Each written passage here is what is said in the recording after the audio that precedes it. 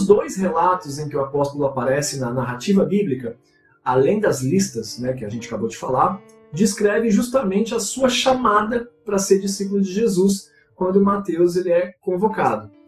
Uma curiosidade sobre isso é que a escolha de Mateus é a única chamada individual de um discípulo registrada nos evangelhos sinóticos, né? Mateus, Marcos e Lucas.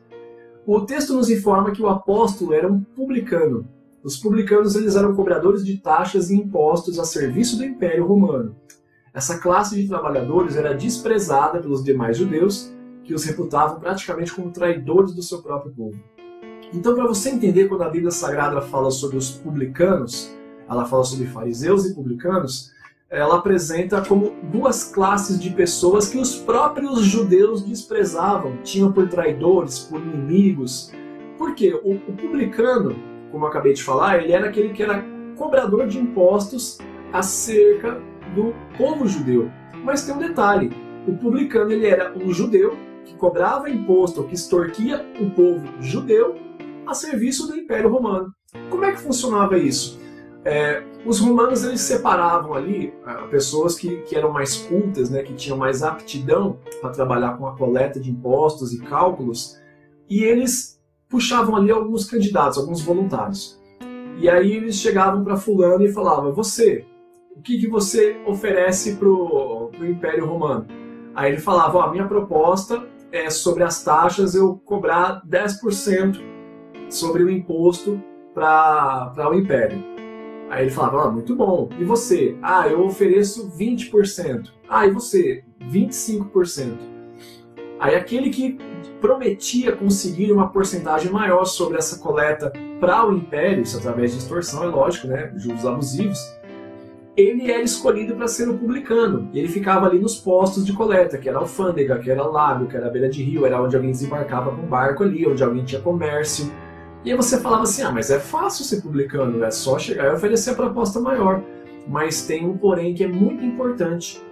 O fato de você prometer que vai conseguir a maior carga tributária não é garantia de que você vai ser publicano. Você sabe por quê? Imagina você se designar como alguém que vai cobrar do seu povo, né, do seu compatriota de nacionalidade, uma carga tributária maior. Você está se colocando em maior risco, você está se colocando numa linha de frente para ser o alvo, por exemplo, dos zelotes lá de Barrabás. Barrabás ele tinha um grupo ali que ele era um grupo terrorista contra romanos, mas também contra publicanos, porque eram traidores do povo. Então você se coloca numa condição que você está prometendo um valor muito alto, sendo que você está correndo risco, você e a sua família, dos próprios judeus se virarem contra você, te perseguir, te fazer algum mal para sua família, sua propriedade. E se você não consegue entregar a carga tributária prometida, aí o próprio Império Romano dá cabo de você. Então não é simplesmente chegar e falar assim, eu prometo que em cima do imposto eu vou colocar uma carga de 50%, e aí ganhou a vaga, parabéns. Não é isso, não é simples assim oferecer a maior. Quanto mais você promete tirar do povo, maior é o risco sobre você, com o povo, que vai te ver como traidor e vai te desprezar, vai fazer mal a você. Você vira um alvo dos zelotes de Barrabás, né? Na época, pelo menos, que Barrabás ainda estava solto, né? Que ele foi liberto principalmente na crucificação de Jesus, e também do Império Romano, caso você não cumpra o combinado.